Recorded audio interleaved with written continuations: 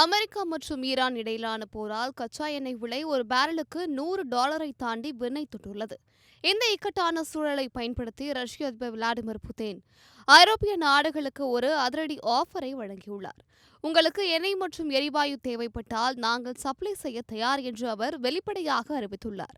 ஆனால் இதற்கு ஒரு நிபந்தனையும் அவர் விதித்துள்ளார். தொலைக்காட்சியில் பேசிய புட்டின், ஐரோப்பிய நாடுகள் எங்களுடன் நீண்ட கால அடிப்படையில் ஒத்துழைக்க தயாராக இருந்தால் மட்டுமே நாங்கள் எண்ணெய் வழங்குவோம். அரசியல் ரீதியான அழுத்தங்கள் எதையும் எங்கள் மீது திணிக்கக்கூடாது என்று திட்டவட்டமாக கூறியுள்ளார்.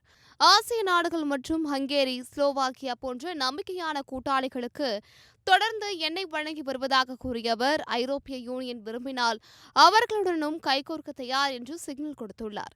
2022 உக்ரைன் போர் தொடங்கிய பிறகு ஐரோப்பிய ஒன்றியம் ரஷ்யாவிடமிருந்து கடல் வழியாக எண்ணெய் இறக்குமதி செய்வதற்கு தடை விதித்திருந்தது. உக்ரைன் வழியாக செல்லும் துருஷ்பா எண்ணெய் குழாயும் சேதமடைந்ததால் பல ஐரோப்பிய நாடுகள் எரிபொருள் தட்டுப்பாட்டில் சிக்கி தவிக்கின்றன. இந்நிலையில் ஹங்கேரி பிரதமர் விக்டர் ஓர்பன் விலைவாசி உயர்வை கட்டுப்படுத்த ரஷ்யா மீதான தடைகளை நீக்க வேண்டும் என்று ஐரோப்பிய ஒன்றியத்தை வலியுறுத்திய சில மணி நேரங்களிலேயே புதின் இந்த அறிவிப்பை வெளியிட்டுள்ளார். மத்திய கிழக்கில் போர் பதற்றம் அதிகரித்துள்ளதால் மாற்று வழி தேட வேண்டிய கட்டாயத்தில் ஐரோப்பா உள்ளது. புதினின் இந்த திடீர் அறிவிப்பு அமெரிக்காவின் தடைகளை உடைத்து ஐரோப்பாவை மீண்டும் ரஷ்யா பக்கம் திருப்பும் ஒரு ராஜதந்திர முயற்சியாகவே பார்க்கப்படுகிறது.